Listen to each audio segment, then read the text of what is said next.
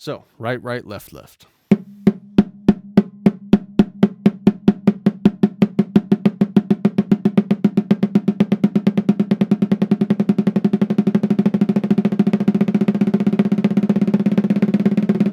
I love double strokes. Why do I love them? Well, similar to single strokes, right? You got two hands, you can alternate back and forth, but with double strokes, you can make those single strokes twice as fast, right?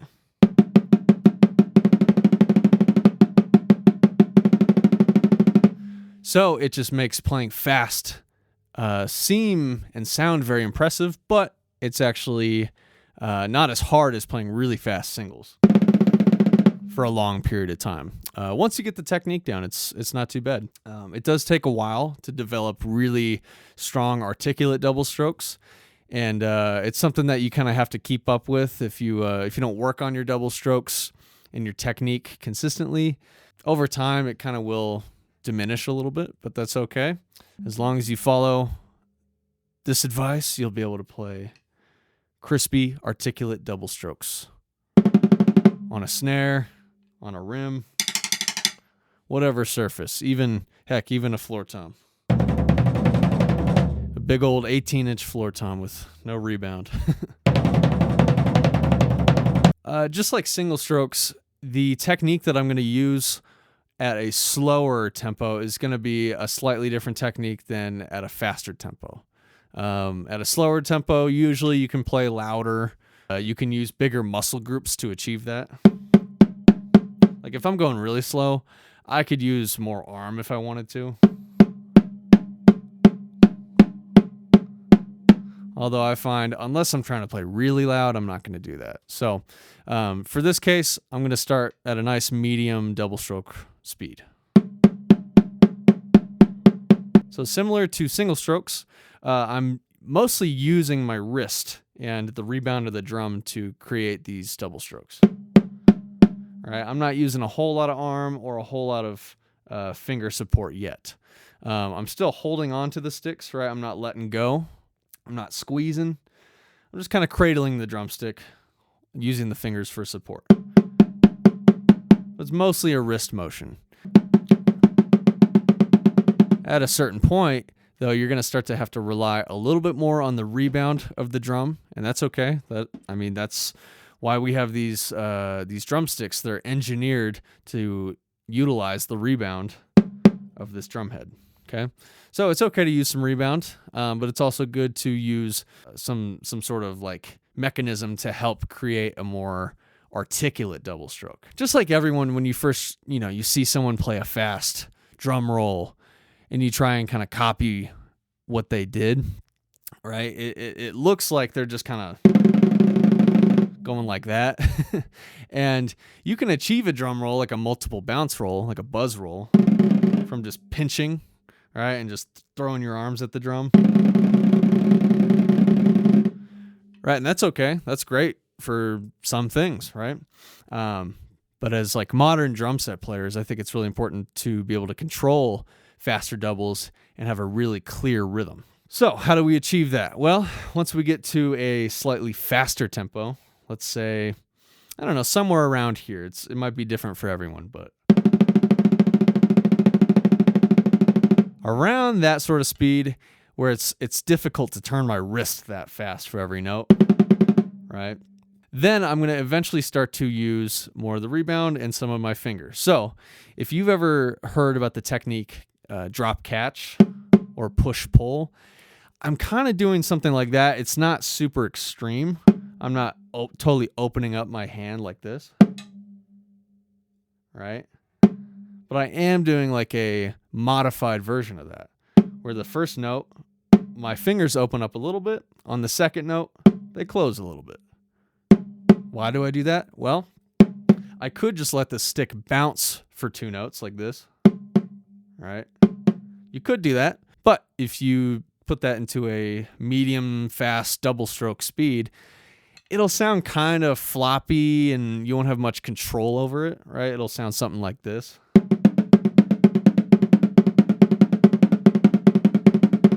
Camera fell over.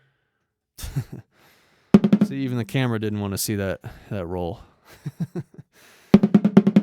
right? So you could play it like that, and you know, if it sounds good to you. To me, it just sounds kind of uneven, and for certain things, I like to have my double stroke sound more. I call them like machine gun sounding, like. Because if you can do that, then you can achieve whatever type of roll you want. Like I said, it's a slight opening on the downstroke, the first note, and then a slight closing. Right? It's not extreme. But you could start there really slow just to understand the technique. I'll try and zoom in on this. That's an extreme version of this technique. When I'm going that speed,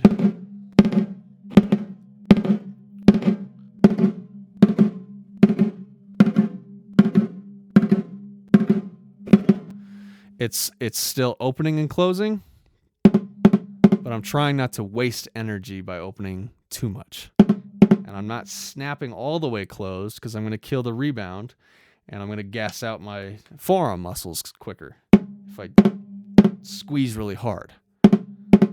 So you have to sit there for a while and kind of play with it. But if you can get two fast notes that sound pretty similar, you're on the right track. Do it from this side too. I don't know if it helps, but not as much. So it's not two wrist motions anymore. Now it's a wrist and then finger support on the second note. Something else I do before I go really fast, and I learned this from, I believe it was Thomas Lang had a cool video on this a while ago, how he built up like the strength to play really beefy doubles. He would do a very soft note followed by a very loud note on each hand. So the first note needs to be soft, the second note needs to be loud. Now what this does is it forces you to kind of fight gravity. You can't really use the rebound because with a soft note like this, right, you're going to have to lift the stick back up to get a loud note. So it's soft, loud, soft, right? You're not relying on the rebound. You're not going loud, soft. When you do that, gravity's helping you out. This is fighting gravity, and that's okay because you're building up the forearm strength that way. So start really slow and gradually speed it up.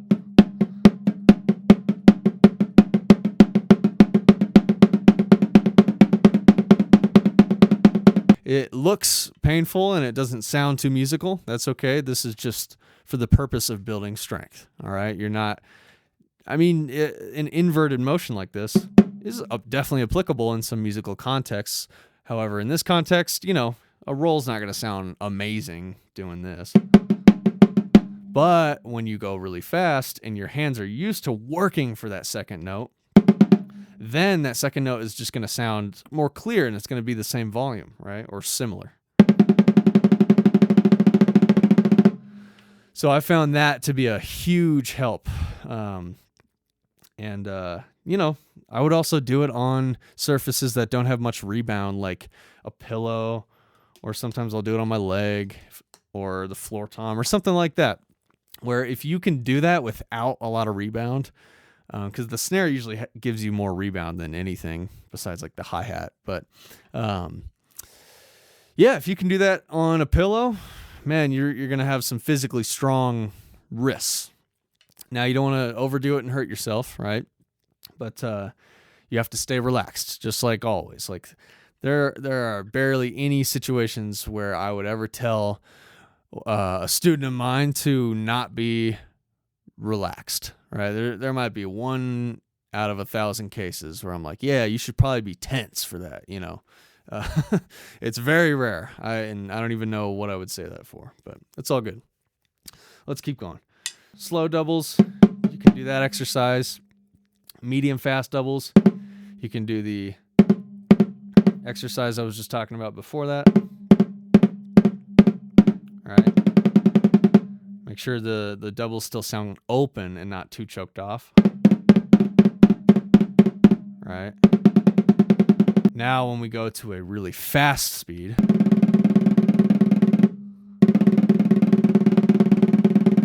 right? Then I'm actually applying a fulcrum pressure. So what I like to do, rather than just kind of pinching with my thumb and pointer finger, I like to actually incorporate my middle finger, my second finger, to kind of create this three-pointed fulcrum. So my thumb, first and second finger. If you've never used this type of fulcrum before, it might be kind of weird at first. But I find it puts less pressure on my pointer finger, and it kind of alleviates some of that tension there. I've seen like a lot of good concert percussionists and marching percussionists use this fulcrum for fast rolls, especially at a small roll like that. At that speed, I am mostly using fulcrum pressure and the rebound of the drum. And you'll start to see I kind of move my forearms a little bit more, right? If you try and only do wrist, it doesn't sound as smooth, and it feels more difficult to me. So when I'm going fast, really fast like that, I'm actually kind of pumping my from the elbow to the wrist a little bit more just to get that first stroke down. You could sit there and just kind of pinch that fulcrum a little bit and just see if you can get a really tight double. All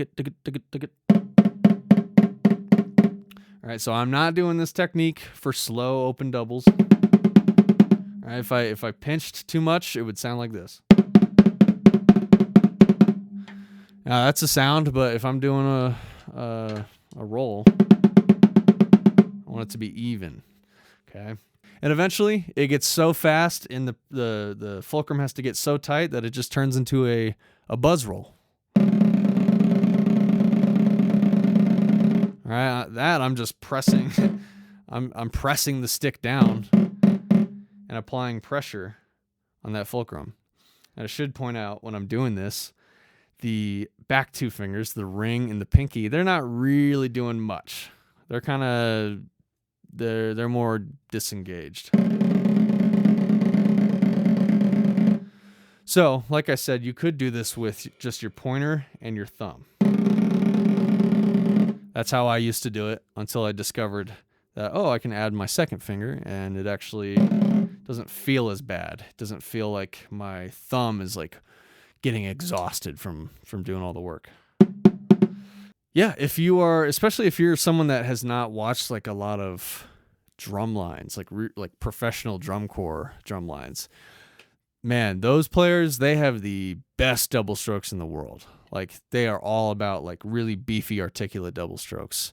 And yeah, it's a different instrument. A marching snare is not the same as a drum set by any means.